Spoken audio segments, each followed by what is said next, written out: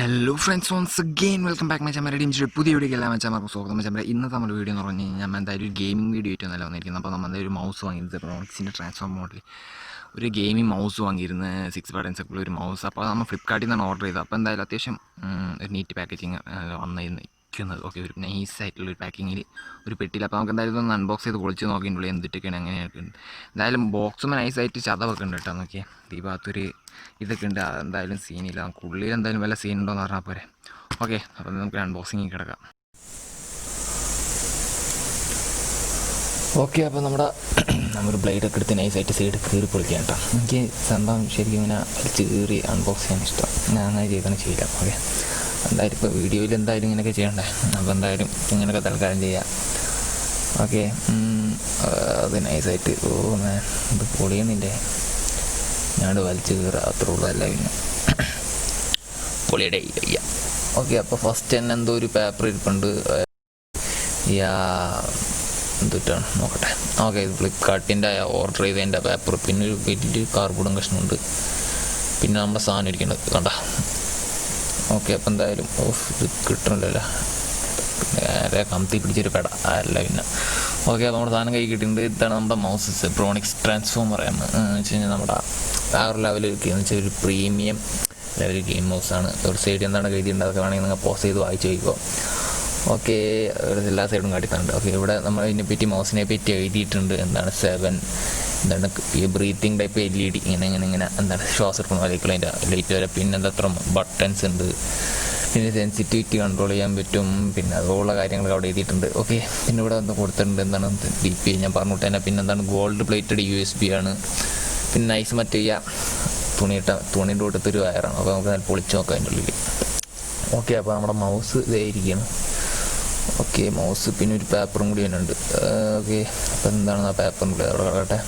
Okay, പേപ്പറിൻ്റെ ഉള്ളിൽ just പ്രത്യേകിച്ച് ഒന്നുമില്ല കേട്ടോ. എന്താണ് അതിനെ പറ്റിയുള്ള മൗസിനെ പറ്റിയുള്ള കാര്യങ്ങളൊക്കെ തന്നെ. അപ്പോൾ നിങ്ങൾക്ക് വേണമെങ്കിൽ ജസ്റ്റ് പോസ് ചെയ്ത് വായിച്ചു നോക്കാം. ഇപ്പോൾ അതായത് ഇവിടെ ഞാൻ പറഞ്ഞ തൊട്ട് നമ്മുടെ സെൻസിറ്റീവ് കൺട്രോൾ ചെയ്യാനുള്ള DPI. ഓക്കെ, അതവിടെ കിടക്കട്ടെ. ഓക്കെ, പിന്നെ നമ്മുടെ ഒരു കവറിലാണ് കേട്ടോ മൗസ് വന്നിരിക്കണം. പോരണ്ട് ടൈറ്റ് മാൻ. ഓക്കെ, ഇതാണ് നമ്മുടെ mouse ZEBERONICS transformer M. Okay, സംഭവം എന്തായാലും ഒരു പ്രീമിയം ലെവൽ ഗെയിമിംഗ് മൗസിൻ്റെ വയറൊക്കെ അടിപൊളിയാണ്. ബട്ടനൊക്കെ നല്ല ക്ലിക്കി സൗണ്ടാണ് കേട്ടോ. ഇത് ഇപ്പോൾ നിങ്ങൾക്ക് ഇവിടെ ശരിക്കും കളർ കിട്ടുമെന്ന് പറഞ്ഞു. എന്തായാലും പുറത്ത് ചെന്നിട്ടൊരു വിഷ്വൽസ് കാട്ടി തരാം. ഓക്കെ, ഇതിൻ്റെ എന്താണ് ഒരു ഗോൾഡ് പ്ലേറ്റഡ് ആയിട്ടാണ് ഇതിൻ്റെ ഇതാണ് USB പോർട്ടെന്ന്. അപ്പോൾ എന്തായാലും ഉള്ളിൽ വെളിച്ചില്ലാത്തതുകൊണ്ട് നമ്മൾ പുറത്ത് കൊണ്ടുവന്നു. പിന്നെ ഇതിൻ്റെ വള്ളി നല്ല സൈസ് ഉണ്ട്. ഓക്കെ, ഇതിൻ്റെ വള്ളി നല്ല സൈസ് ഉണ്ട്. അത്യാവശ്യം ഒരു പോത്തിനെ കേട്ടാനുള്ള സൈസ് ഉണ്ട്. 2 മീറ്റർ കണ്ടുകൊണ്ടുണ്ട്, 1.8 മീറ്റർ തന്നെ. കിളി എന്നുള്ള നല്ല കണ്ട സൗണ്ട് കേൾക്കാൻ പറ്റുന്നുണ്ടോ? കാക്കകൾ ഇപ്പോൾ കേൾക്കണ്ടെന്ന് തോന്നുന്നു കേട്ടോ. പിന്നെ ഇവിടെ 2 മൗസ് ബട്ടൺസ് ഉണ്ട്. ഇവിടെ 2 നമ്മുടെ സാധാരണയുള്ള. പിന്നെ ഇതാണ് നമ്മുടെ DPI ചേഞ്ച് ചെയ്യാനുള്ള ബട്ടൺ. ഇതുമ്മേ ലോങ് പ്രസ് ചെയ്ത് കഴിഞ്ഞാൽ നമ്മുടെ ലൈറ്റും ഓഫ് ആവും. പിന്നെ നല്ല ഇവിടെ ഉണ്ട് ഒരു ബട്ടൺ തന്നെ ഉണ്ട്. അത് അടിപൊളി.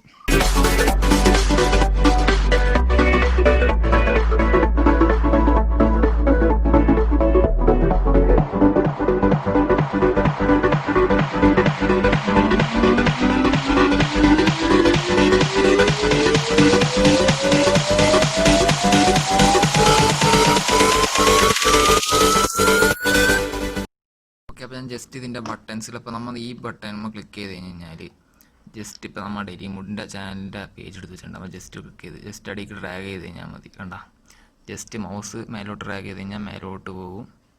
ഓക്കെ, അങ്ങനത്തെ ഒരു സെറ്റപ്പിനാണ് ആ ബട്ടൺ നമുക്ക് യൂസ്ഫുൾ ആവുക. പിന്നെ നമ്മളിവിടെ സൈഡിൽ വരുന്ന ബട്ടൺ പ്രസ് ചെയ്യുമ്പോൾ കണ്ടില്ലേ നമ്മുടെ പേജ് ബാക്കോട്ടും ഫ്രണ്ടോട്ടും പോകുന്നുള്ള അങ്ങനത്തെ ഒരു സെറ്റപ്പാണ്. ഓക്കെ, പിന്നെ മറ്റേ ബട്ടൻ്റെ യൂസ്ഫുൾ എന്ന് പറഞ്ഞു കഴിഞ്ഞാൽ സെൻസിറ്റീവ് മാറ്റാനും DPI മാറ്റാനും പിന്നെ ലൈറ്റ് ഓഫ് ഓണൊക്കെ ചെയ്യാൻ. ഓക്കെ, പിന്നെ ബാക്കിയെല്ലാം കോമൺ ആയിട്ട് തന്നെ സംഭവം. ഓക്കെ, അപ്പോൾ നമ്മുടെ മൗസ് ഇവിടെ ഇതിൽ കുത്തിയിട്ടുള്ള കുറച്ച് ഷോർട്ട്സ് എല്ലാം കണ്ടിട്ടുണ്ടാവും. ഓക്കെ, അടിപൊളി ലൈറ്റൊക്കെ കത്തുന്നുണ്ട്. ഓക്കെ, അപ്പോൾ ഈ ബട്ടന് നമ്മൾ എന്താണ് ജസ്റ്റ് ഒരു ക്ലിക്ക് ചെയ്ത് ഇപ്പം മൗസ് ഇങ്ങനെ ഇത്ര അനക്കുമ്പോൾ ഇത്ര ഷേക്കാണ്. ഓക്കെ, അപ്പോൾ ഒന്ന് ജസ്റ്റ് ഒരു ക്ലിക്ക് ചെയ്ത് കഴിഞ്ഞാൽ ഒരു ചോക്ലേറ്റ് ചെയ്ത് ഇങ്ങനെ ബ്ലിങ്ക് ചെയ്ത് നിൽക്കും.